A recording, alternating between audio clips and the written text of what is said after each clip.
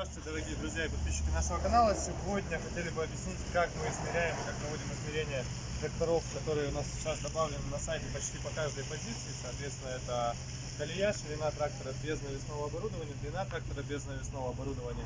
Ну и, соответственно, все те же характеристики уже с навесным.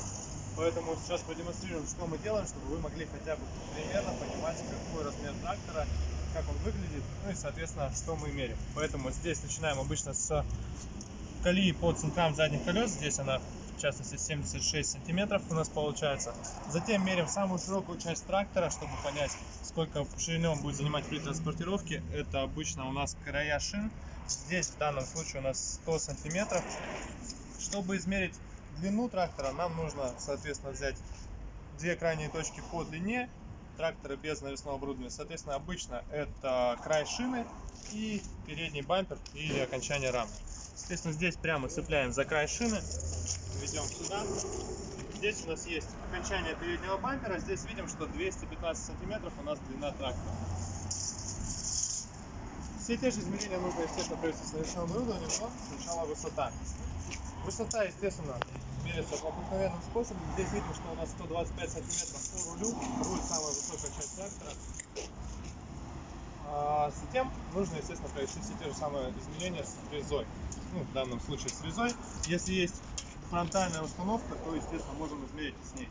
133 сантиметра здесь у нас ширина по фрезе, по самой широкой части.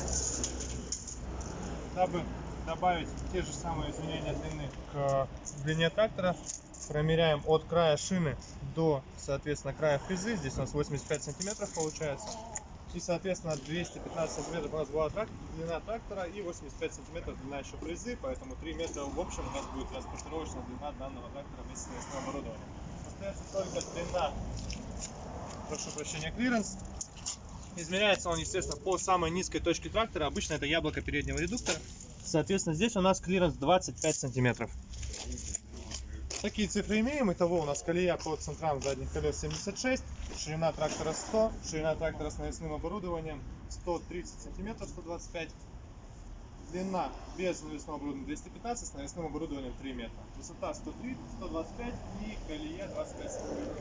Итого все измерения нужные проведены, и на сайте теперь мы сможем их спокойно указать, и, естественно, транспортировочные, а также мы сможем все расходы просчитать уже заранее, имея все эти измерения по каждой модели трактора.